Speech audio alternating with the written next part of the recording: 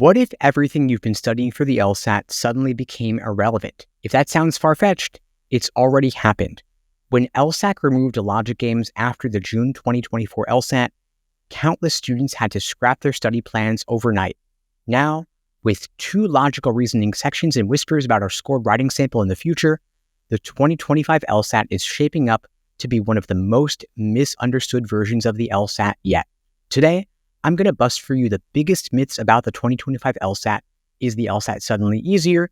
Do you need totally new prep materials? And how will rising LSAT and GPA medians affect your chances? Today, I'll show you how to avoid falling into common traps and how to dominate the LSAT in 2025 and beyond. First, for those who don't know me, my name is Steve Schwartz. I've been teaching the LSAT since 2005, and I personally increased my own LSAT score from a 152 to a 175. Now, over the years, I've seen countless changes to the LSAT, and the LSAT, of course, has changed once again. Whenever these changes occur, myths start to spread. And if you don't separate fact from fiction, you'll waste precious time and risk missing out on your target LSAT score. So today, we're going to cover 3 critical areas. The first, format changes to the test. Second, study strategies. And finally, how this all impacts admissions. Then, we'll wrap up with what you need to know about LSAC's plans to potentially score the writing sample in the future and how to stay ahead of the curve. Let's dive in. The first big myth is that the LSAT is easier or harder now that logic games are gone. Yes, the LSAT has changed. Logic games were once considered by many to be the most unique and intimidating section of the test, and they've been replaced by a second scored logical reasoning section. But calling this change easier is a massive oversimplification. Logical reasoning is just different. It requires critical thinking, precision, and stamina. And so you're going to want to practice each type of logical reasoning question, whether it's flaw, strengthen, weaken, necessary assumption, and so on, until you can spot the patterns in the test. You then want to build endurance by doing back-to-back logical reasoning sections under timed conditions. And remember that logical reasoning skills are transferable across the test into reading comp as well. Now, whether this change is easier or harder, of course, is a matter of opinion. It's easier for some, harder for others, but regardless, it is what it is. Everyone's in the same boat, and you're going to have to adapt. Now, the second big myth is that the writing sample doesn't matter. For years, the writing sample was just an afterthought. A lot of folks treated it like an annoying formality, and law schools typically didn't really weigh it much or pay much attention. But today in 2025, things are different. With the rise of AI tools like ChatGPT, admissions is looking more heavily into the writing sample as a measure of your unassisted writing ability. And LSAC has even hinted that the writing sample could become scored in the near future. And so to ace the writing sample, you want to stay clear and concise. Avoid long-winded explanations and instead use straightforward language to convey your points. Secondly, acknowledge counter-arguments. You want to address the opposing view, but show why your side is stronger. And finally, stick to the prompt. Use the provided source material to support your argument and don't deviate from the task or bring in tangential points. And of course, if the writing sample becomes scored, if you've ignored it, you'll be left scrambling. You want to start practicing now to stay ahead of the curve. Now, the third big myth is that you don't need new prep materials for the LSAT in 2025. Now, it's tempting to think you can rely on old books and strategies, hand-me-downs from your friends, but that's not entirely true. While the core skills the LSAT tests like critical thinking, logical reasoning, and reading comp remain the same, you've got to adapt your LSAT prep for the new format. The big reason, of course, is that logic games are no longer on the test, and so books or courses that focus on games are now largely obsolete. You want to focus on resources that are up to date, that double down on logical reasoning strategies. Because endurance is key. With 2 logical reasoning sections, you need practice tests and drills that mimic this added focus.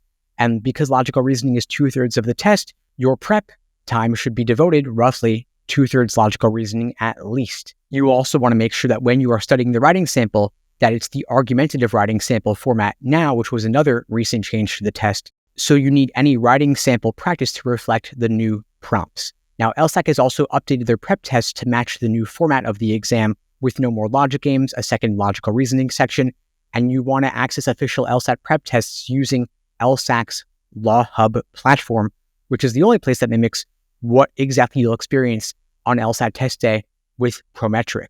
Now, older resources for reading comp and logical reasoning could still be okay, but there's no reason not to use entirely up-to-date materials given the new LSAT format and, of course, given the importance of the LSAT. Now, of course, at LSAT Unplugged, we've been closely tracking the changes to the test over the past several years. All of our materials are updated for the new format. No more logic games materials, a whole lot more focus on logical reasoning, and we'd be glad to help you out on your journey to scoring a 170 plus. You could check out the links below to book a call with me and my team. We'd be glad to help you out. Now, the fourth big myth is that you can master the LSAT in just a few weeks. The LSAT, of course, is not about cramming. It's about building a skill set.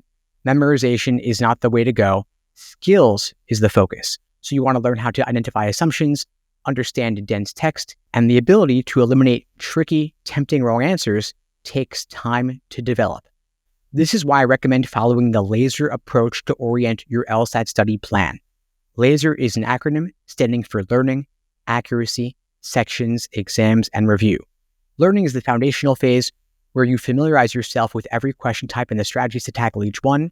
Accuracy, the second phase, is focused on getting questions right before worrying about speed. S for sections is when you transition to timed sections, focusing on pacing. The fourth phase, exams and endurance, is where you take full-length timed practice tests regularly to simulate test day.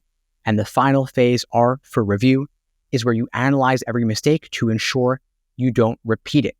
At LSAT Unplugged, we create personalized day-by-day study plans for all of our students, incorporating the LASER approach. We can help you out in as little as 1 month, but ideally you allow at least 3 to 6 months to help you achieve your fullest potential. If you rush, it's only going to lead to frustration. Now, the fifth big myth is that the lower LSAT score is fine because the LSAT is harder now. Remember how I said earlier, the LSAT is neither easier nor harder. It's just different with the removal of logic games. The reality, though, is that law school admissions is becoming more competitive, not less. LSAT medians are rising, and GPA medians are rising as well, making it harder to stand out. The T14 law schools all have LSAT medians of 170 and above, with Yale and Harvard having LSAT medians as high as 173 and 174. And higher medians are not just limited to the T14. Even schools outside the T14 are also seeing significant score increases, and more than half of schools reported higher GPA medians as well. Additionally, LSAT scores are still the biggest factor in securing merit-based scholarships, meaning a higher score doesn't just improve your odds of admissions, it can also save you tens of thousands of dollars in scholarship money. And so you want to aim to score above the median for your target schools.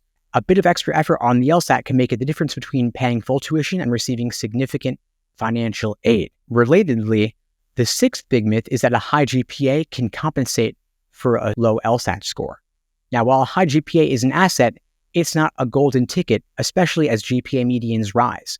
And AdComs know that GPAs are often inflated and they vary widely by school and by major.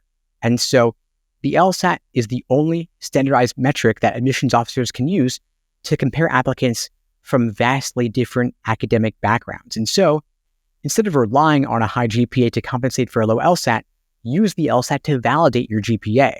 A strong LSAT paired with a high GPA is a recipe for success. But even if your GPA is average or below, a stellar LSAT score can more than make up for it. Now, LSAC has hinted that scoring the writing sample is on the horizon. And if that happens, the writing sample will go from being a low priority task to a critical component of your overall score. And this means that if you take the LSAT after they start scoring it, you'll need to approach the writing sample with the same seriousness as logical reasoning and reading comp. But if you knock out the LSAT now, before the change, you can narrow your focus to just the currently scored portions of the LSAT, logical reasoning, and reading comp. Now, before we move on, let me remind you that you don't have to tackle these changes alone. At LSAT Unplugged, we offer personalized day-by-day study plans to keep you on track, private one-on-one coaching sessions giving you targeted advice to break through your LSAT score plateaus, and live online classes where you can ask questions and practice real LSAT problems. If you're ready to simplify your prep, boost your score, and reduce stress, you could check out the links below to book a call with me and my team. We'd be glad to help you out.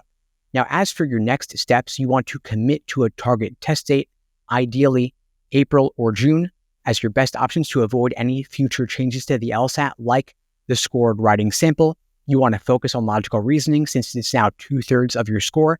You want to take full-length exams regularly to build your stamina inside LSAT's Law Hub. And of course, you want to keep up to date with any future changes to the LSAT using up-to-date materials like what we offer at LSAT Unplugged. Again, if you'd like my help, you could check out the links below to book a call with me and my team. We'd be glad to help you out on your journey to scoring a 170 plus. In the meantime, I'll wish you all the best and take care.